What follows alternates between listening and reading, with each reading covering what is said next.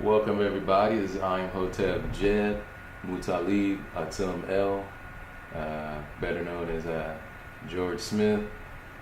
Coming to bring you guys another video as far as going through the administrative resolution complaint process presented by the local child support agency, in which I can take it to a state level. But before I get into this letter, I wanted to actually present the website that I'll be helping people on. We're called Moor Services, and we don't just do child support. We also do a lot of trusts. We do estate planning. This website will also introduce a blog by a couple of people on my team that will write blogs regarding the law, regarding like death taxes. You guys will be surprised to know that these death estate taxes, your progeny ain't gonna get nothing, because if you have a will and you don't have a trust, and if you have a revocable trust, that trust can be pierced by the IRS. And your estate is basically everything that you ascertained or gained by your labor or your intuitiveness throughout your life. And when you die, if you convey that property to your son or daughter, or your loved one, the state has a right to take 70% of your entire estate. So to protect against that, you need an irrevocable trust, but we can talk about that later. If you want to reach us, you can reach us at advocates at goldenmoorservices.com. Also, wanted to introduce this section of the website. We're actually going to have attorney reviews, where if you've used an attorney for child support or any other criminal case or a case in equity, you can put your lawyer here. We'll have a 5-star rating system and a comment box where you can rate your attorney, whether they were righteous, they fought really hard for you, or did they sucker you in there and just try to extract more money out of you and still have you in the system, right? That's just their allegiance to the bar, which the bar is not the state. They contract heavily with the state. They work in cahoots with the state, but they're not the state. So anyway, that'll be coming up soon, man. So definitely check us out at https://goldenmoorservices.com. Actually, we have a YouTube channel, which I'm going to start uploading all of our videos over there also, and the people on my team will be uploading videos over there. Like I keep saying to everybody, I talk to quite a few people now, and it ain't about the paperwork, man. It ain't about the paperwork. The paperwork is only a byproduct of your knowledge and your spirituality and your strength. You got to understand, all law comes from ecclesiastical law. It comes from biblical law. The Quran has law in it. That's where they get their laws from. Rome has laws that America uses heavily. That's why there's so much Latin in American law. So all law is God's law. If you don't understand the Lord God of the universe, then you don't understand law. That's just principle. You won't understand public and private, positive law, tort law, property law, public law. The Constitution is public law, and the Constitution is also a trust. So that's a little bit of my insight that I'll give in this video, but I want to go back to my case with child support. As we all know, if you've been watching my videos, I just use the administrative process to go kind of back and forth on the battlefield, trading shots with child support. So this is just saying, well, they spelled my address wrong. Strike one. But This is a notice saying that they received my complaint for resolution on February 23rd. It was received by the County of San Diego Local Child Support Agency, and they're just saying that they received my child support warning notice and dispute the validity of the child support debt. So of course I'm disputing that. My name, baby mama's names, and my daughter's name, but she should have my last name, but the crazy girl went off and did some dumb shit. Okay. Now this right here, I'll just read it. Pertinent San Diego Superior Court orders filed under case number DF 254171. Minutes and orders filed under DF 254171 in the San Diego Superior Court on December 1st, 2015 ordered you to pay per month for ongoing child support for child's injury effective January 1st. I don't care what the support order says, and it's not a court order, so there's no legal force or effect under the law. This is the default order that they never followed a due process of law and secretly held this Title 4D kangaroo court session without me, because I would have came in there and I would have smashed them. So they tried to sneak this by. This is the interesting part here, this section right here, because the lady, her name is Miriam Barakzoy or something like that. So she tried to say that it's a court order, but she's terribly misinformed, terribly. So let's read this. The LCSA investigated your complaint and reached the following conclusions. I attempted to contact you by phone. Well, we won't even go over that because I don't answer their phone calls. Everything that they need to say to me, they need to mail it to me, and it needs to be in documentation so I can rip it apart sentence by sentence. We don't do conversations with child support. No. I have not given them that power. I've taken that power away from them. So anyway, let's continue to read. Please be advised that the LCSA is enforcing and collecting child support pursuant the terms of a valid court order. Again, this is perjury. There is no court order, and there's no such thing as a court order.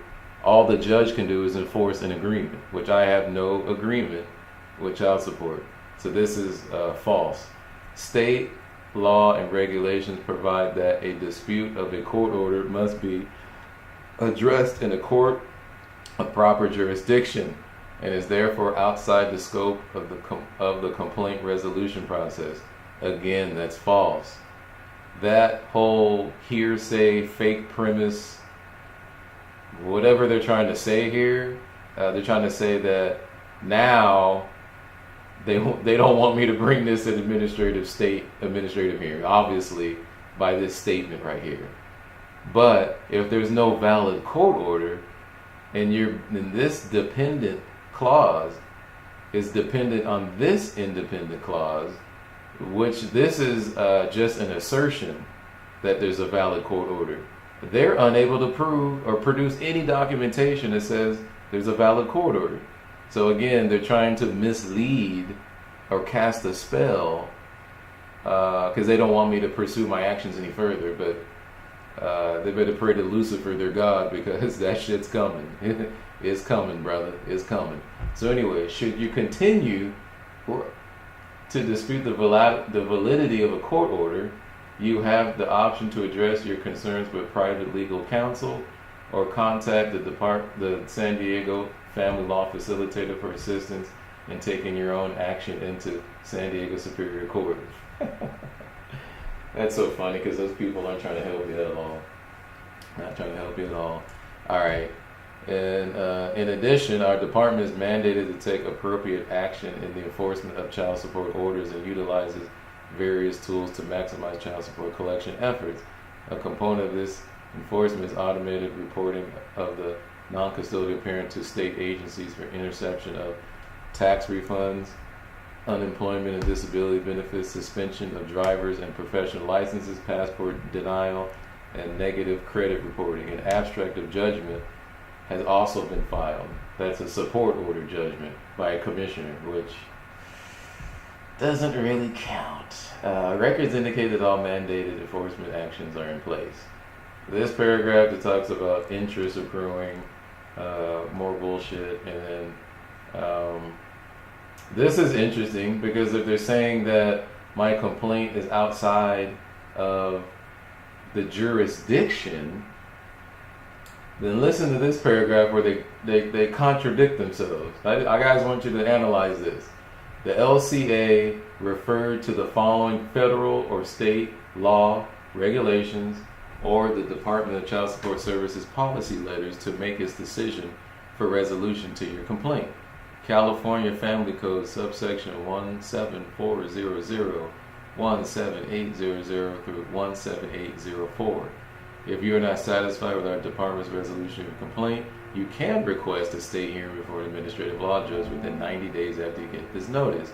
You can request a state hearing in writing by sending the enclosed request for hearing form to the state hearing office, or you can call the state hearing office. So if you're pursuant to this,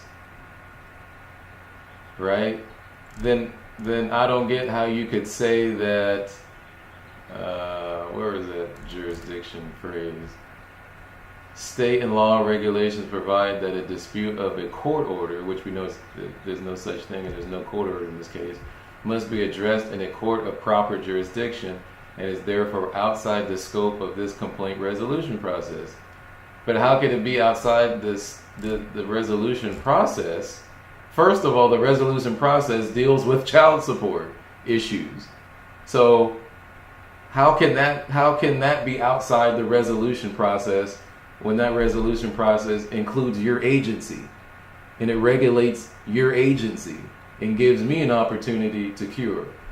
And then you're saying that you're pursuant to the California Code. Well, the California Code says I got 90 days before going in front of a state hearing administrative law judge. So I don't think they know what they're talking about. So anyway, they even state here within their own resolution process, part 2, state hearings will only be granted for the following issues. The child support services case has been acted upon in violation of federal or state or regulation, or the Department of Child Support Services policy letter includes for the establishment, modification, and enforcement of child support orders and child support accountings. So, of course, my complaint is they're violating federal statute. So how can you say you're not going to be able to handle my resolution process when my complaint is a valid claim because I have documentation and facts to back it up, and once I establish that valid claim in violation of a federal law, then this is triggered, and I do get a resolution process case going, or appeal. I guess it's an appeal and a type of appeal in this administrative child support process. And now they're saying, important, the following issues cannot be heard at a state hearing.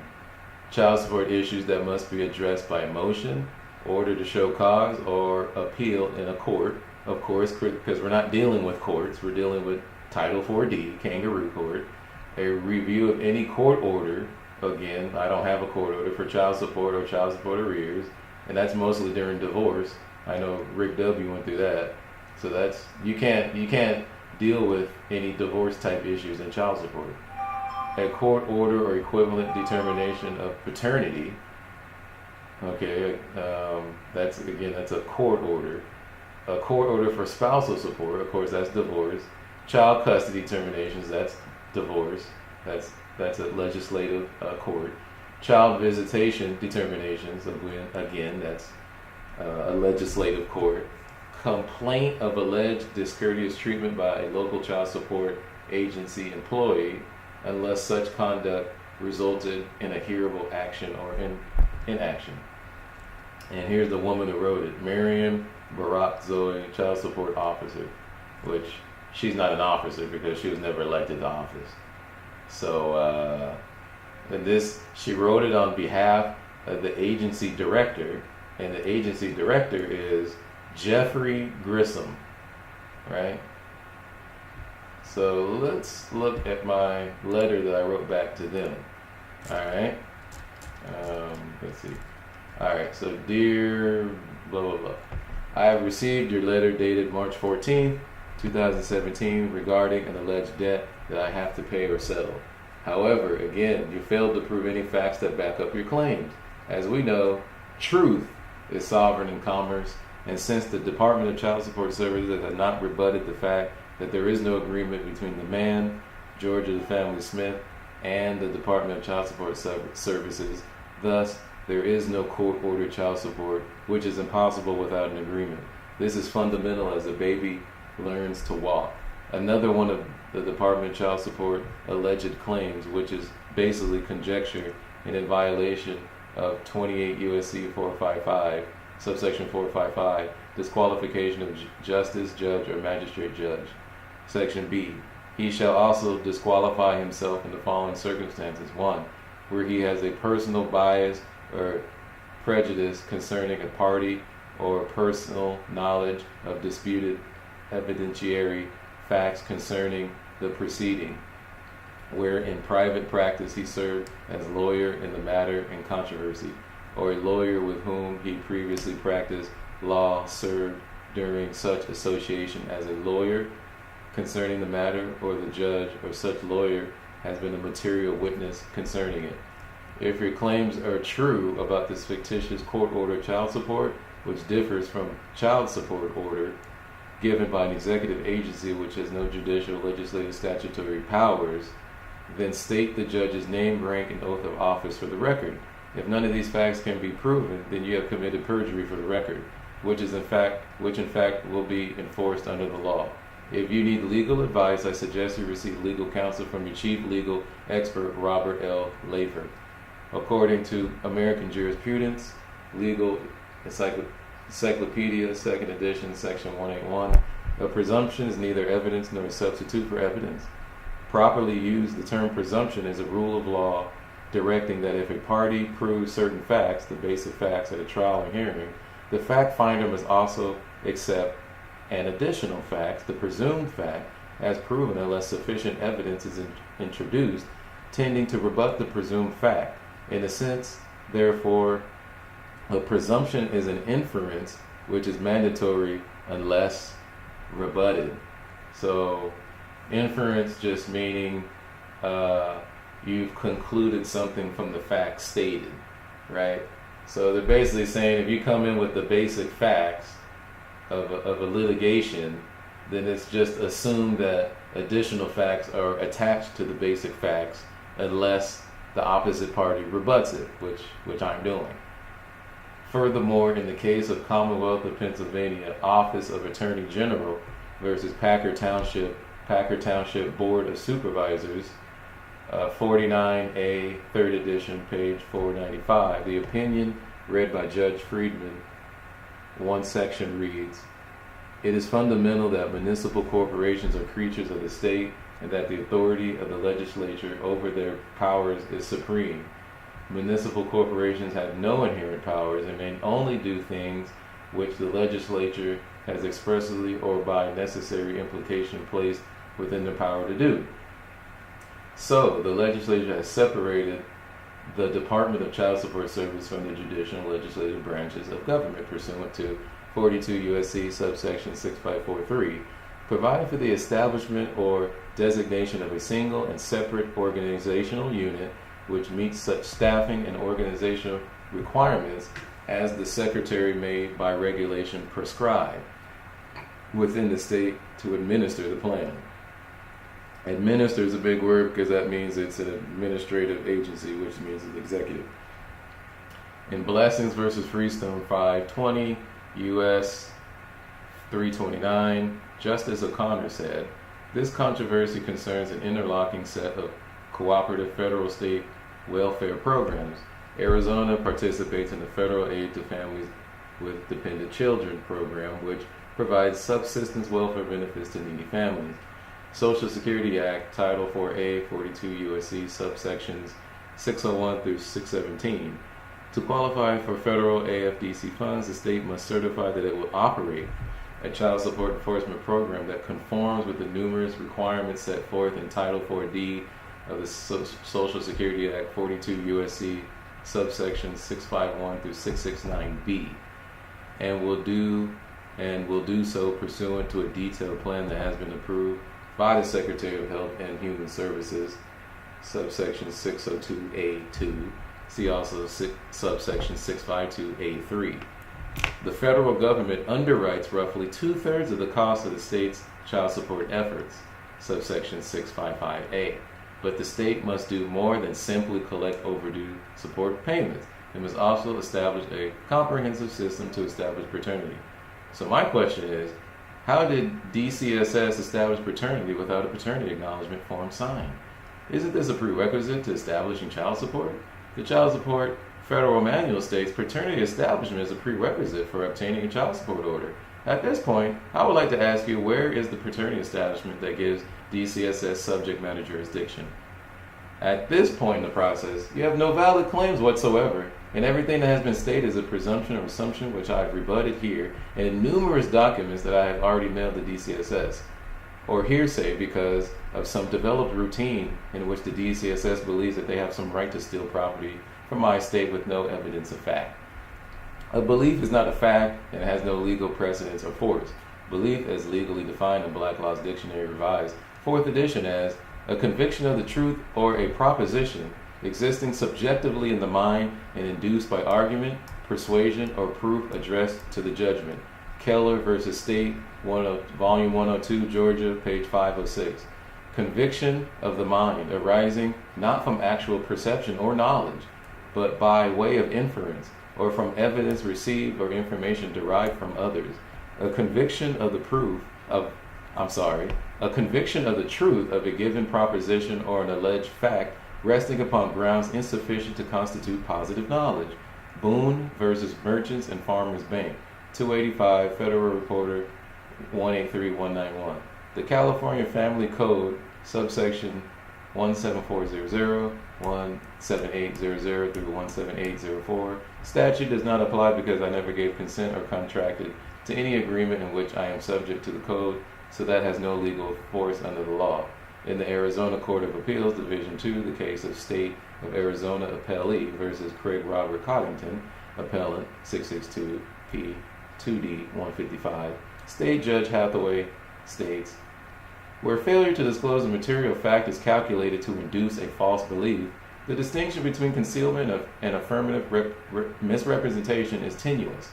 Schock versus Jacka, 105 Arizona 13146 P 2D 185. A misrepresentation may consist of the concealment of what is true as well as the assertion of what is false. So this is very interesting because the judge, Judge Hathaway of the State Court of Appeals of Arizona, is saying a misrepresentation may consist of concealment of what is true. You know, concealment like you're concealing a weapon. That means you're trying to hide it. So basically he's saying you're trying to hide the truth and you're trying to say what is false is the truth. So the judge, he's telling you right here that, you know, that I'm basically, what I'm saying is child support is covering up what is true and they're asserting what is false is true.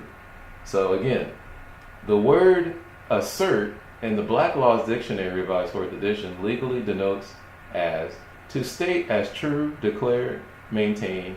To assert against another has probably a prima facie meaning of the contradictory of him, but the context or circumstances may show that it connotes a criminatory charge. Connotations are words that kind of link to other words. Like if you think of love, you think of your girlfriend, you think of your mom, your family, close friends, but you know, love doesn't mean that. The technical word love doesn't mean that, but the connotation of the word love brings up other circumstantial words that you associate the word love with. So, okay, let's just read on. 42 U.S.C. subsection 466C voluntary paternity acknowledgement, subsection I, simple civil process. Procedures for a simple civil process for voluntarily acknowledging paternity, under which the state must provide that before a mother and putative father can sign an acknowledgement of paternity, the mother and the putative father must be given notice, orally or through the use of video or audio equipment, or in writing, or the alternatives to the legal consequences of and the rights and responsibilities that arise from signing an acknowledgement. According to the statute, DCSS is supposed to give disclosure of any legal consequences to any acknowledgement of paternity. So my question is, where is the documentation that solidifies the claim that I was given the proper notice of the legal consequences of signing a paternity acknowledgement form? As the facts show, there is no paternity acknowledgement signed form, which is eligible for Part 2, titled State Hearings Will Only Be Granted for the Following Issues. The Child Support Services case has been acted upon in violation of federal or state law or regulation, or the Department of Child Support Services policy letter, including services for establishment, modification, and enforcement of child support orders and child support accountings. In the last letter, in which this is a response to, DCSS Child Support Advocate, not an officer, because Miriam Karakzoy was not elected to any office that I am aware of. Miriam Karakzoy stated verbatim, please be advised that the LCSA is enforcing and collecting child support pursuant to the terms of a valid court order. Making intentional false statements and presenting them as fact is illegal under the law, in which the color of law cannot rebut a factual claim such as mine, which at this point is superior to your claim, because DCSS is unable to provide any factual basis for their claims. Again, truth is sovereign in commerce, and anytime a debt or bond is the issue at hand, then we are dealing with a commercial claim. Attached is a federal document from the Department of Justice stating the violation of states and their municipalities. Resultant makes them liable for suit under 42 U.S.C. subsection 1983, civil action for deprivation of right for your viewing pleasure. Please enjoy. And, I ended it there. So basically, they're just making up stuff as they go. And I'm holding them accountable for everything that they make up. So when everything's on record through this administrative process, not only do they have an administrative process, I have an administrative process through my estate. So we're going back and forth here, we're trading shots. But as far as they're concerned, they got nothing. At this point, they have nothing. They're just making up stuff at this point. So I got them right where I want them. We'll see where it goes from here. I'll keep you guys informed. But again, this is legal education, goldenmoorservices.com. If you're trying to break the shackles, you're trying to see through the veil, our slogan is pierce the veil, because they're throwing the veil over your brain and a lot of people just can't see it. But, shouts out to, I forgot the guy's name. I think his name is Paul something. I'll get it right one day, Paul. But he's actually filing a class lawsuit in California, and I want in on it. So I'm going to link up with you, brother. We're going to get together. We're going to build. And I want to see, kind of like what's going on your side. And I want to see how I can play a part in that. So, or me and my team can play a part in that. So, blessed all the gods, everybody in the struggle, not just with child support, but brothers getting locked down for smoking weed. If any of these court cases have caused you to live in poverty, I definitely want to hear your side of the story, man. I would like your story to go up on our site. That site it ain't for me, it's for y'all. For y'all, we provide a lot of info. We're going to do blogs and stuff, but this is not about one person. It's not about one person, giving services for child support. It's not who's number one in child support. dismissals and shit like that. It's about the people rising up and going against the satanic force. This woman right here just made up. I showed you how she just made up a bunch of shit. She just made it up. Come on, y'all. They making stuff up now. That's how desperate they getting. This uninformed person is trying to write to God saying that it's a valid court order. So if it's a valid court order, I want to know the judge's name, his rank, and I want to see his oath of office. Because obviously he violated it. But obviously no judge is stupid enough to sign off on a child support case, especially this one, when the litigant is very informed. So, hit me up, advocates at goldenmoorservices.com. Until the next time, prevail, maintain, do the knowledge. And I'm out. Peace.